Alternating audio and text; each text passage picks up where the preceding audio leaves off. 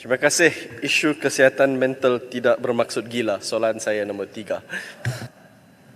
Menteri. Terima kasih Ahli Pertua dan juga kepada Yang Berhormat Bandar Kuching.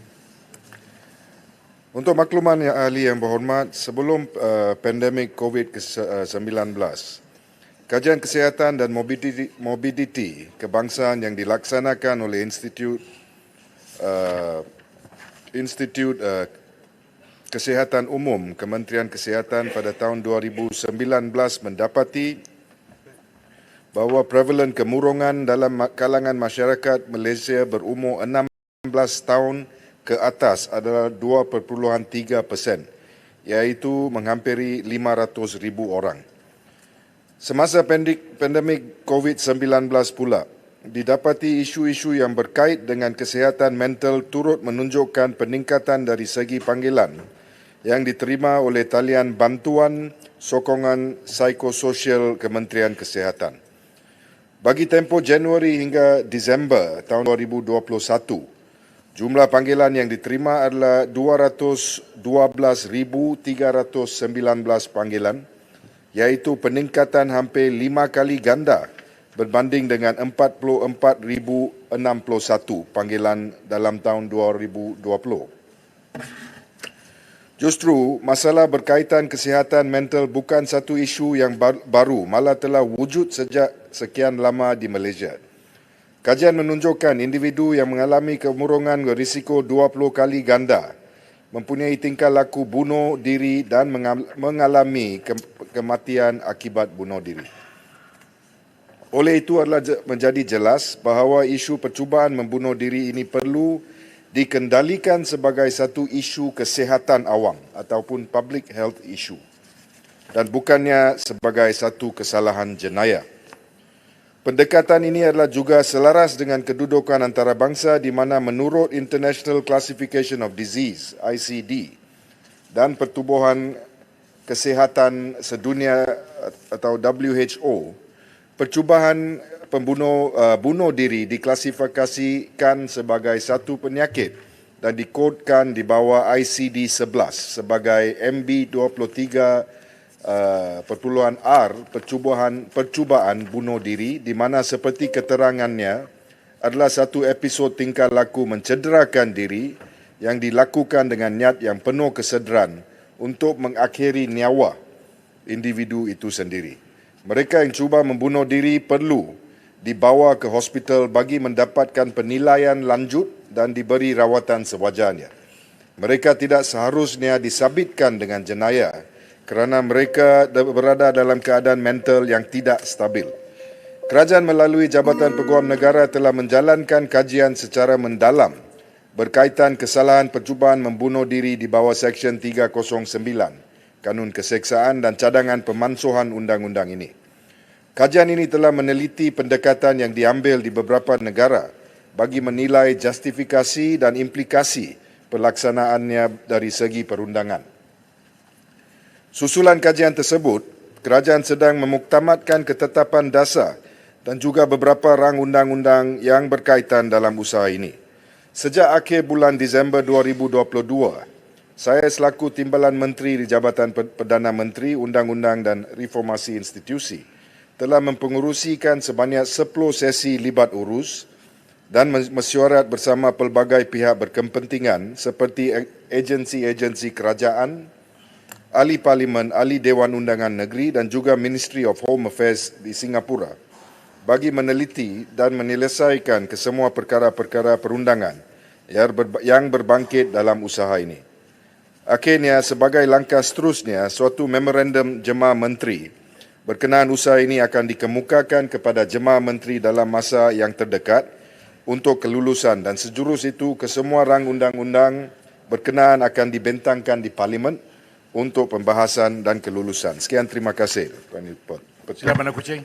Terima kasih Tuan Speaker. Terima kasih Timbalan Menteri atas jawapan yang baik dan pengumuman yang saya nantikan menyambut baik. Kita tahu bahawa mereka yang mencuba membunuh diri haruslah diberikan sokongan kesihatan ataupun sokongan psikoterapi atau psikososial, bukan dilayan sebagai seorang penjenayah. Namun kita tahu Seksyen 309 satu section saja. Untuk kita benar-benar menangani isu tersebut secara holistik, ada pelbagai pindaan harus dilakukan terutama kepada Akta Kesihatan Mental atau Mental Health Act.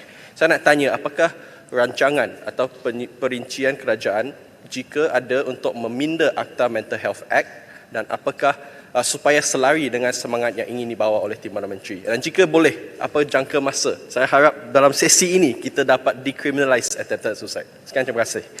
Sila Menteri. Terima kasih Yang Berhormat. Untuk makluman Yang Berhormat, Mental Health Act itu adalah satu undang-undang yang berkait rapat dengan isu attempted suicide ini. Oleh kerana pada masa ini Mental Health Act itu perlu dipindah. Itu adalah satu rumusan yang telah pun kami mendapati daripada sesi-sesi kami, libat urus kami. Dan Mental Health Act itu pada masa sekarang menimbulkan masalah berkenaan dengan penakrifan seorang yang ingin cuba membunuh diri. Ini boleh menimbulkan masalah berkenaan dengan usaha-usaha untuk menyelamatkan orang tersebut. Jadi untuk menyenangkan usaha menyelamatkan tersebut, rescue efforts, maka Mental Health Act itu perlu dipindah untuk menyenangkan, untuk mengambil keluar penakrifan seorang yang cuba membunuh diri untuk membolehkan enforcement officers seperti bomba, polis dan sebagainya untuk terus menyelamatkan orang yang ingin cuba membunuh diri tersebut bagi tujuan membawanya ke hospital bagi tujuan penilaian dalam tempoh 24 jam. Terima kasih Tuan Yang di-Pertua. Sila Besut. Minta maaf Tuan Yang di-Pertua, soalan yang sebahagian daripada soalan yang belum dijawab untuk berkenaan dengan jangka masa yang ditanya oleh rakan saya tadi. Kami berharap bahawa rang undang-undang ini akan dibawa dalam sesi parlimen ini sekarang juga untuk dibentangkan, dibahaskan dan diluluskan. Terima kasih. Terima kasih Menteri. Ya Besut. Terima kasih Yang Bertua yang nampak adil. Terima kasih. Thank you. Kadang-kadang tak adil pun ada. Besut. Jangan begitu Besut Just straight to the point. Ya, betul. Terima kasih. Menteri, soalan saya, kenapa kita perlu pindah dan juga hapuskan Seksyen 309? Sedangkan dalam kanun acara jenayah kita, bawah 342, kita boleh uruskan mereka-mereka yang unsound of mind, tidak sempurna akal dan sebagainya. Dan boleh dihantar ke hospital untuk menentukan sama ada mereka sempurna akal ataupun tidak. Ada mengalami mental disorder ke apa sebagainya, mana boleh diuruskan. Dan boleh diberi, kalau tidak sempurna akal, mereka boleh dilepaskan dengan jaminan. Untuk dijaga dengan sebaik-baiknya dan dikawal supaya tidak melakukan apa-apa kesalahan terhadap dirinya dan juga kepada orang lain. Bermaknanya, kita dah ada sebenarnya kawalan di bawah kanun acara jenayah.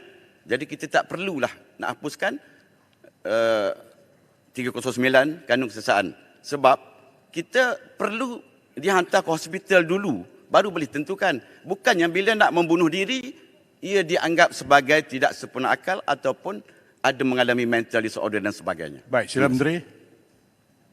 Terima kasih Yang Berhormat.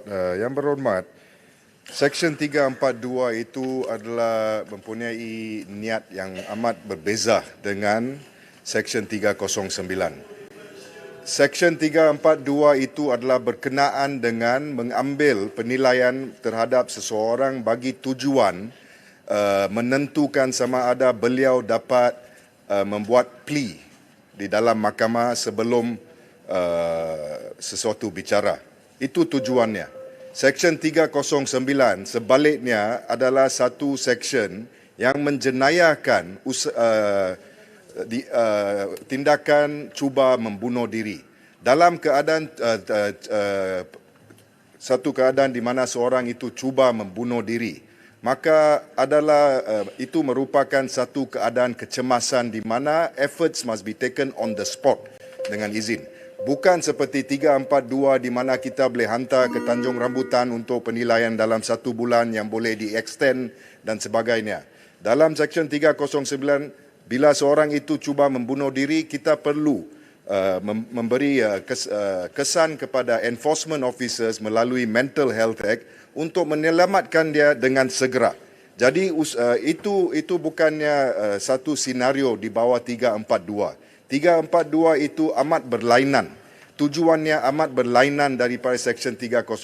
Jadi saya tidak dapat bersetuju dengan pandangan yang berhormat bahawa 309 itu merupakan satu peruntukan undang-undang yang boleh diguna pakai untuk menangani masalah mental yang dicetuskan oleh tindakan-tindakan cuba membunuh diri. Terima kasih Yang di-Pertua. Terima kasih. Seterusnya Yang saya Ketua, satu lagi.